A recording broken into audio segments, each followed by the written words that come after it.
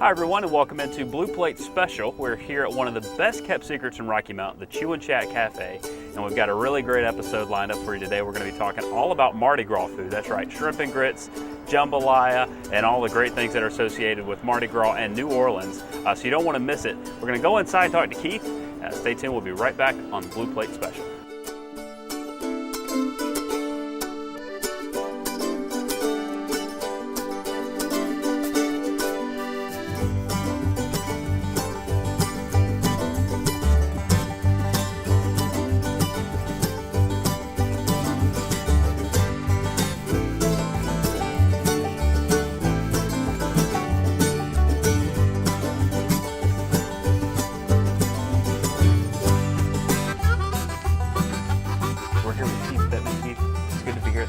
Today. Welcome, thank you and for coming. We talked a little bit before about Mardi Gras food and some of the things that you do at the Chew and Chat. Tell us a little bit about some of the things you guys do here.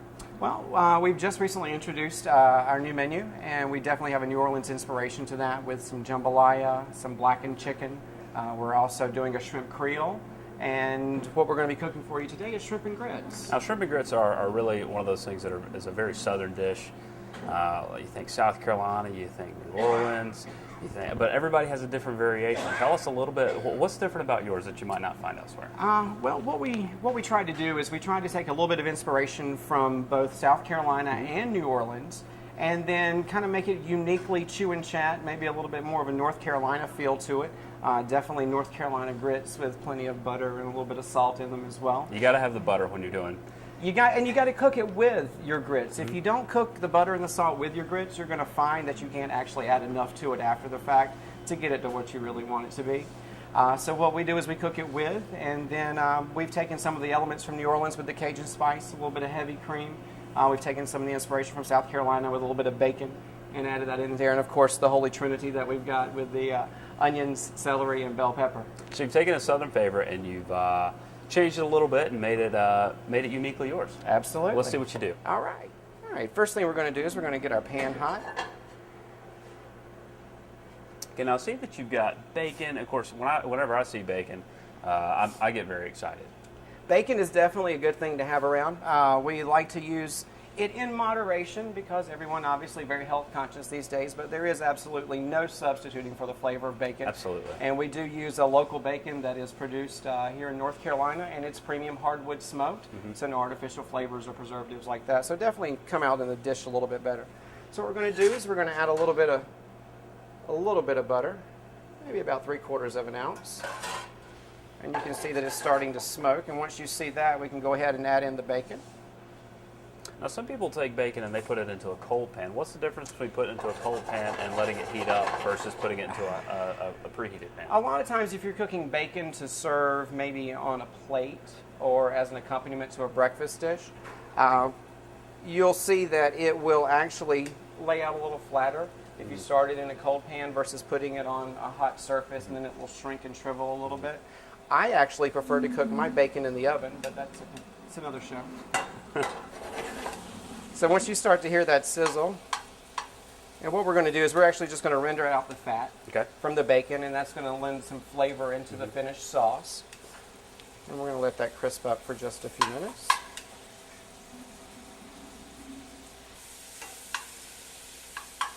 And we're using a non-stick pan, but you can also use a regular stainless steel pan. You'll actually get some more of the caramelization from the bacon on the bottom of the pan, and that'll render out into the sauce as well, but a non-stick pan works just as good. Now, you've already chopped up the bacon. Are you going to chop it up any more, or are you going to kind of leave it like that? We're actually going to leave it just like that. Okay. Again, it's going to shrink a little bit because the fat's going to render out into the sauce. So we're just going to let that continue. Is the bacon used in this dish just for the flavor, or do you also use it as sort of a texture, something that adds a little bit of texture as well? It does add a little bit of a textural difference. You're going to have a little bit of crunchy from the celery, green pepper, and the onion. And you called it the Holy Trinity. The Holy Trinity. Now tell us a little bit about that. A lot of people, that's a base for a lot of things. Green pepper, celery, onion. Actually, the origination of it was called mirepoix, and that is from French cooking. And that is celery, onions, and carrots. Okay. And that is basically your base aromatics and flavorings whenever you're making stocks, making soups, cooking meat. You save the ends from your onions and from your the end pieces of your celery, Yeah. and also from your carrots. Don't throw them away. Throw them in the freezer. Pull them out when you're cooking a roast. Throw them in the pan, and they'll lend a lot of flavor just from the aromatics inside. Well, of we the can dish. already start to smell. I mean, now you really start to smell. Not only do you Absolutely. smell the bacon, but you smell those onions and the peppers. You smell that starting to really work together now. Unfortunately, we're working towards getting smell-o-vision on WHIG, but we're not quite there yet. But what we're going to do now is go ahead and add in the shrimp. And now shrimp are something that you always have to remember when you cook. They cook very fast. They do cook very fast. And you don't want to overcook them. And we adjusted the heat just a little bit, but you can see the bacon starting to brown and the vegetables starting to become translucent and pick up a little bit of color from the pan. The shrimp already starting to turn pink. So once you see that, you know they're getting cooked. And we're going to add just a little bit of chicken broth.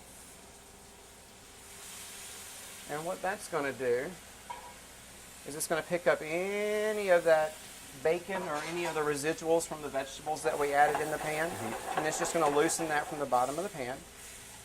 Oh, now you've got some skills with that pan there. It's all in the wrist. It's all in the wrist. Years of practice. And now I'm going to go in with just a little bit of our house-made Cajun seasoning. And now I'm not going to ask you what all's in your house-made seasoning, but maybe give us a little bit of a sample. Sure.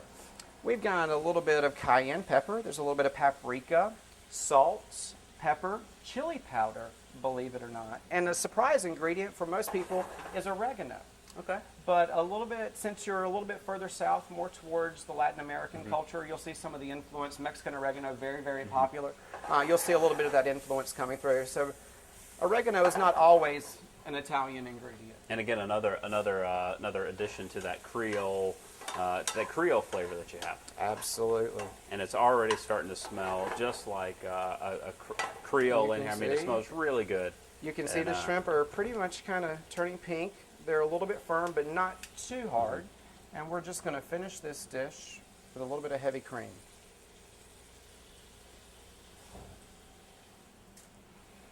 I'm just going to swirl that around. We're going to turn the heat now just a little bit because we don't want to scorch the cream.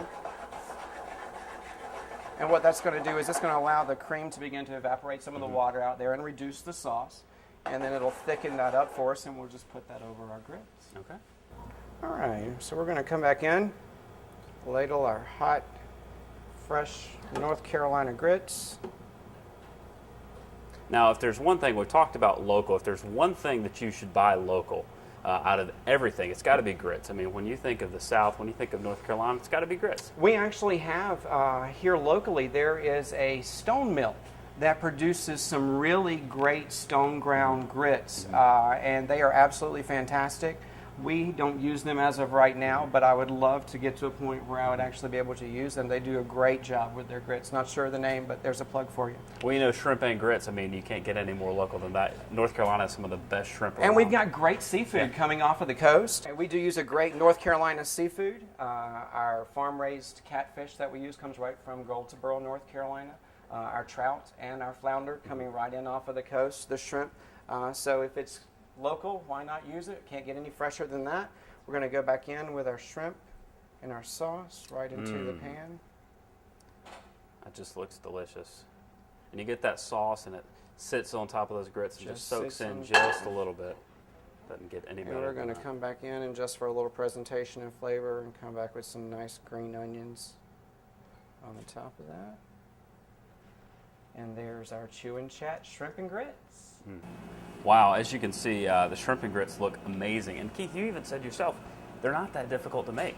Now, actually, pretty common ingredients that most people keep in their refrigerator. You know, maybe the shrimp might be a little bit of an expenditure, but you see, we try to keep it portion controlled and still a great portion for you at a great price with us here. Absolutely. And you know, a great thing that I love about grits are very filling anyways.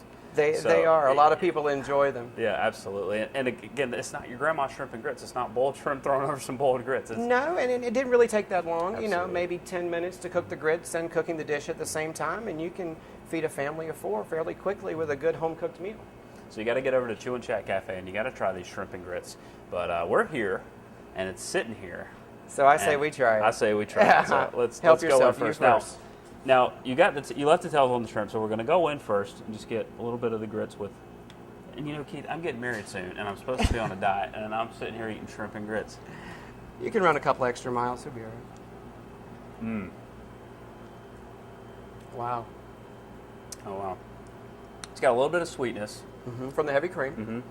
And then the seasoning that you put on it, you can tell it cuts right through it. But the grits, like you said, you butter and salted them before they were done, like while they Right. were cooking. And you can really taste that because the grits themselves are creamy as well. Yep, and then you pick up a little bit of the smoke from the bacon. Absolutely. So you get your nice, and that's your creamy consistency rather than actually cooking the grits with cream.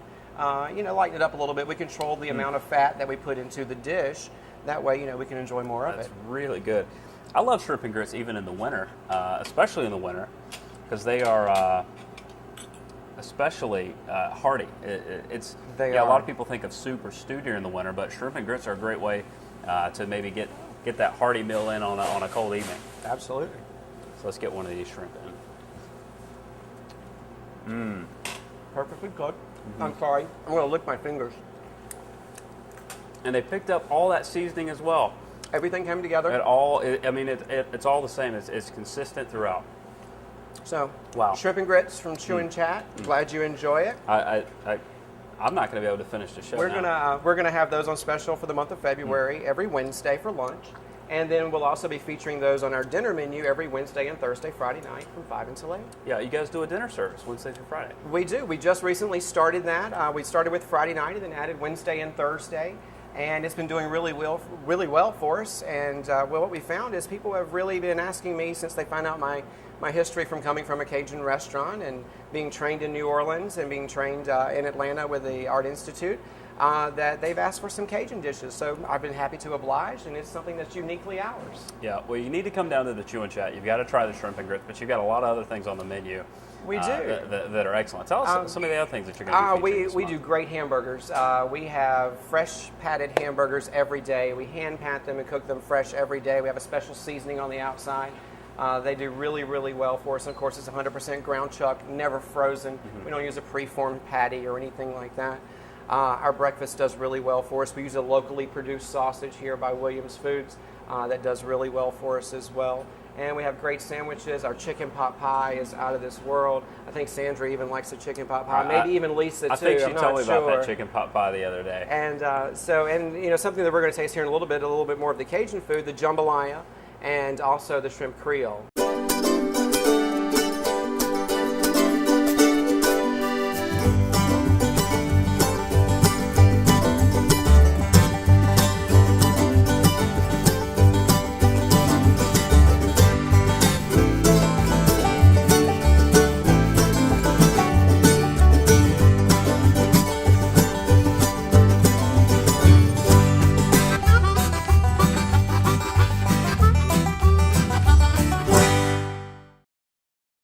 Well, Keith, what would Mardi Gras, what would New Orleans be without jambalaya, without that famous Creole dish, jambalaya? Absolutely. What we've done here is we've deconstructed it once again to make it uniquely Chew and Chat. Normally, jambalaya is a one-pot wonder. You cook your rice, you cook your sausage, your chicken, your peppers, your onions, your sauce all together in one pot, and you cook it for a couple of hours, and it soaks up all of that flavor. But we wanted to make it uniquely ours, so we kind of took all the ingredients and then reconstructed it and served it the way it looks here. And now you have chicken, shrimp, sausage, local sausage. Local smoked sausage, absolutely, a company out of Smithfield that we do get a lot of our smoked pork products from. Produces the sausage for us. Again, we're in North Carolina shrimp. We're using a local chicken as well, and local produce with the onions and the peppers.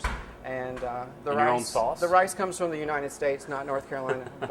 But your own sauce, you make your own sauce? Absolutely, the sauce is 100% from scratch. Again, the Holy Trinity, some tomatoes, Creole sauce, a little bit of tomato paste. Good stuff. Give it a try. Can't wait to try it, yeah. Absolutely. Let's see here. Go ahead, dig in. A little bit of chicken, a little bit of that sauce there.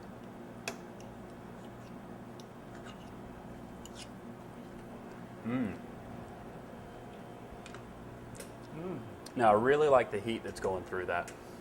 The shrimp and grits, you had that same house seasoning in it, but this really cuts right through it. It's got a little bit more of a heat to it. Jambalaya traditionally a little bit more of a spicier dish, along with the Creoles and things like that. So you've got a little bit more chili powder, a little bit of hot sauce. We don't use a Tabasco, which is more of a new Louisiana hot sauce. We like to use local products, so we use a Texas Pete, which is produced in Winston-Salem, North Carolina. So it makes it a little bit more of a local, regional kind of a dish, and this is what we come up with. And again, this is one of your lunch specials today.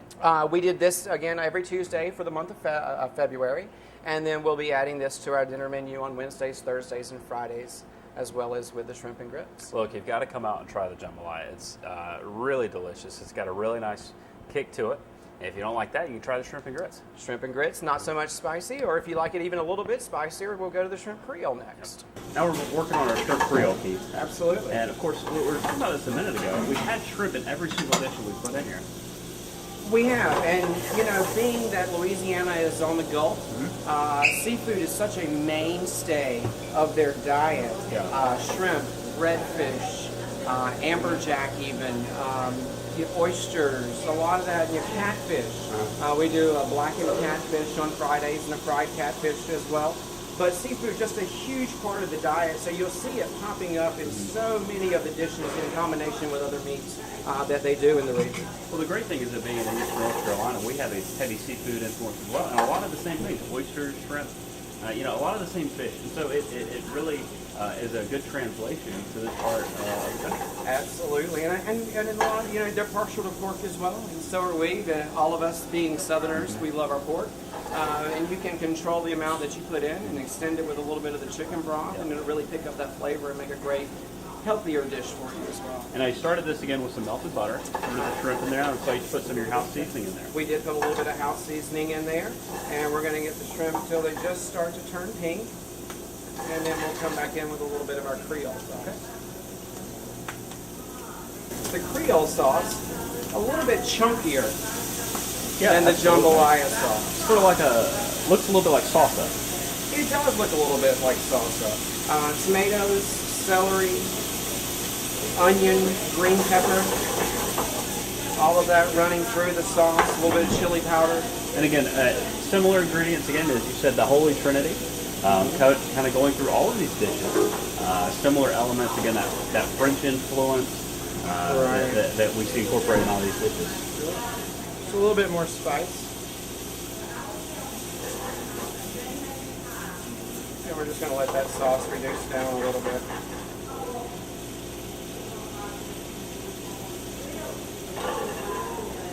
All right, so we got our better rice. Better rice. Rice, another important staple in the New Orleans area, with it being such a big import area, and plenty of water, and of course it takes plenty of water to grow rice. Yep. So they do have a lot of local rice that they use as well.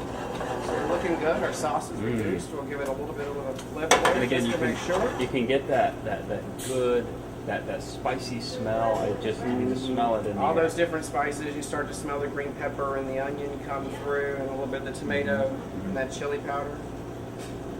And what are you looking for when you're cooking it down like this? What's the consistency you're looking for? Not so thick gravy, if that makes any sense. If you get it too watery, it's just going to puddle in the bottom of the plate, and it's not really going to adhere to the rice and make a cohesive dish for you. So once you see most of the water that's evaporated out, see how it just kind of moves in the pan, more or less as one unit, not so much as one big puddle. Then we can kind of go over the top of the rice.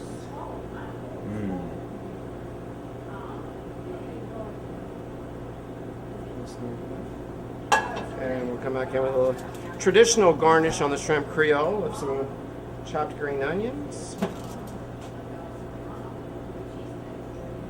We're ready to eat. All right. Keith, we've done shrimp and grits. We've done jambalaya. Now we have shrimp Creole. I feel like I'm in the French Quarter. I mean, I really do. We probably our most requested dish when I first got here was that everyone was asking me, do you make shrimp Creole? Do you make a good shrimp Creole? So we've actually had this around for a few months now, and probably the most quintessential New Orleans dish is a Creole sauce base. Well, it smells delicious. It looks delicious, which means I can't stand here much longer without just digging in and seeing Please, how it tastes. let's try.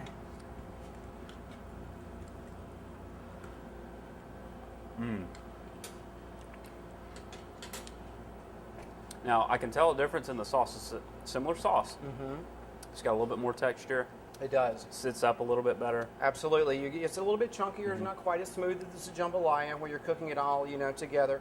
You're looking for everything to kind of bring its own element to the dish in this particular one, and you pick up a little bit more spice in this. But that shrimp really absorbed all of that flavor. It does. Shrimp is a great vehicle for flavor, and it will absorb anything that you put it into. Chicken, it'll absorb chicken base, tomatoes, the bacon flavor that we tasted earlier. It really just soaks it up. It's like a sponge.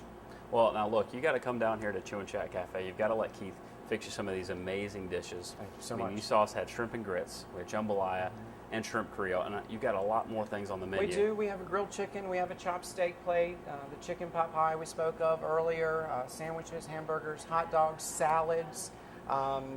And you do dinner service Wednesday through Friday. Dinner service. We got some great chicken salad, some great homemade pimento cheese. And a plug for my mom on that. It's her recipe. So we do everything. 98% of what we do is from scratch. It's the way that my great-grandmother did it, and all of our families have done it for years. And we're just getting back to that and offering some great food and some great service to you. And there's really a difference when you make it from scratch. And not only does it taste better, it's also better for you. Yeah, it is. It is. You're able to control the amount of sodium. You're able to control the amount of fat. And with everyone watching and being health conscious these days, we want to do our part and help everybody out and provide them with a great meal. Yeah. Well, Keith, we appreciate all your time today. You got to come down to the Chew and Chat. You got to try all these great dishes. You'll be here every day. Tell us your hours. Monday through Saturday, Okay. we serve breakfast and lunch. 6 to 11 for breakfast, and then 11 to 2 for lunch. Wednesday, 5 to 9 for dinner. Thursday and Friday, 5 to 8. And we're closed on Sundays. All right. So come on down to the Chew and Chat Cafe. It's been Blue Plate Special. I'm Andrew Breedlove. We'll see you next time.